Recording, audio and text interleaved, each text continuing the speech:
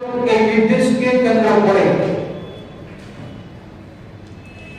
বর্তমান শাসক দলের দিকে আঙুল তুলে দেশব্যাপী একটা জনমত তৈরি করার লক্ষ্যে এগোচ্ছে।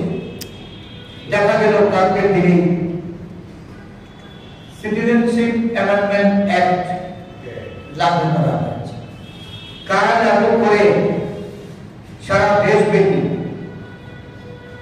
আজ থেকে প্রায় 4 বছরের যে বিল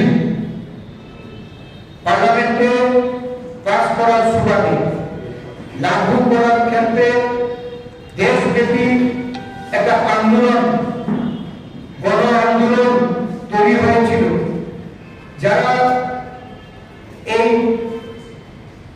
আইন চালু করার ক্ষেত্রে নিজেদের সরিয়ে ফেলেছিল, পিছিয়ে দিয়েছিল, এই নির্বাচনের প্রাক্কালে আবার এই আইন লাগু করে সংবিধানের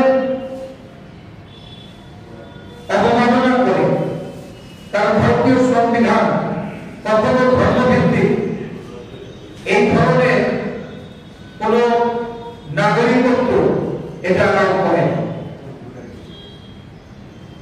ভারতবর্ষের প্রতিবেশী 3টি রাষ্ট্র বাংলাদেশ, পাকিস্তান, আফগানিস্তান, সেই সমস্ত দেশে যারা সংখ্যালঘু হিন্দু, শিখ, বৌদ্ধ, জৈন, পার্সি এবং খ্রিস্টানদের, তাদেরকে ভারতবর্ষের নাগরিকত্ব দেওয়ার কথা বলে যে আইন পাস করানো হয়েছে।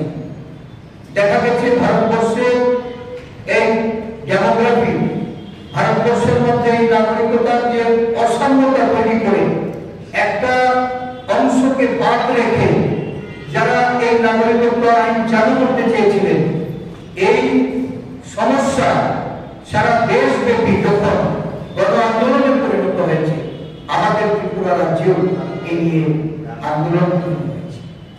এই রাজ্যে একটা বিরাট অংশের মানুষ, একসময় উপজাতিরা এখানে সংখ্যাগরিষ্ঠ ছিল,